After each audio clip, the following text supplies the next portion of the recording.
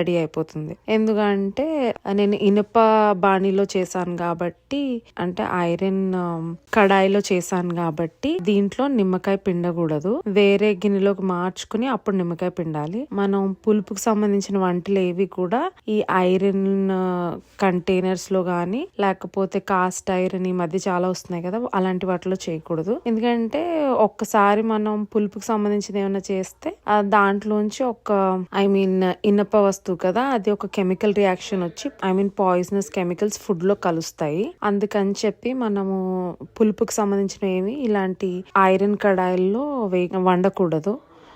ఎందుకంటే అంటే వెంటనే ఏమైనా అయిపోతుందంటే అని కాదు, మనం కంటిన్యూస్గా తెలియకుండా అలా వండుతూ ఉంటే అప్పుడు ఒక బ్యాడ్ ఎఫెక్ట్ వస్తుంది అని.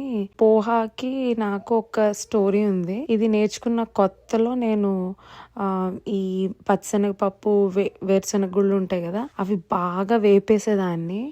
ఒకసారి ఏమైందంటే మా శ్రీవారికి పెడితే ఆయన మామూలుగా తినేసి కరెక్ట్ గా ఏమైందంటే ఆ పచ్చిశనగపప్పు ఉంటది కదా, అది పంటలోకి వెళ్ళిపోయి పన్ను విరిగిపోయింది. అంటే అంత గట్టిగా వేగిపోయింది అది. పాపం నాకు చాలా బాధ అనిపించింది. తను డాక్టర్ దగ్గరికి వెళ్ళి మళ్ళీ ఆ పన్నుని క్లియర్ చేయించుకుని క్యాప్ వేయించుకున్నారు అనమాట. సో మనకి వంటలు రానప్పుడు ఎక్స్పెరిమెంట్స్ చేసిన కొత్తలో అలా ఉండేది.